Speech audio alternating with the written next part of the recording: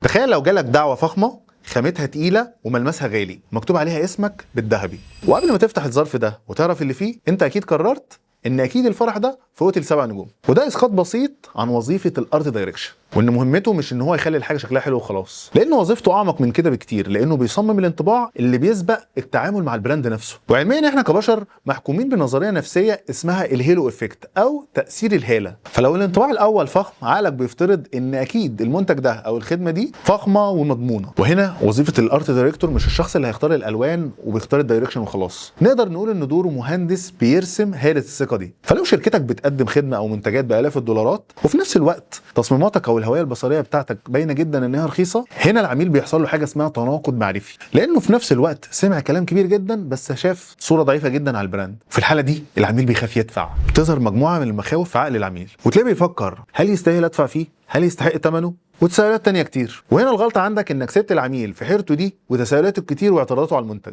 وهنا بيجي دور الارت دايركشن، لانه بمثابة الفلتر اللي بيحدد لك فئة العميل اللي هتدخل لك، ويبدا يعمل بما يسمى التخطيط الاستراتيجي واللي بيخاطب اللاوعي عند العملاء. هي تبان بسيطة جدا بالنسبة لك لكن هي مهمة جدا، زي المسافات ما بين العناصر وتناسق الالوان، ده حتى التايبوجرافي بيفرق جدا. ولو اتظبطت هتكون زي رسائل مشفرة بتقول للعميل انت في مكانك المظبوط، او اننا محترفين وبنهتم جدا بالتفاصيل. واللي انت لازم تكون عارفه ان الاستثمار في الارت دايركشن فايده مباشره بترفع من قيمه البراند في عقل العميل من قبل حتى ما يجرب المنتج اصلا. طب عمرك سالت نفسك ليه البراندات الكبيره والغاليه بتنجح؟ والاجابه هنا بسيطه جدا، ان هي عرفت تبيع الظرف قبل الجواب، فبعت الثقه والاحترافيه والشكل قبل المنتج. والسر كله انك بترفع نظره العميل لمستوى القيمه اللي حابب تظهرها في البراند بتاعك. والسؤال بقى ليكم، هل الظرف بتاعك او الهويه مناسبه للمحتوى اللي انت بتقدمه؟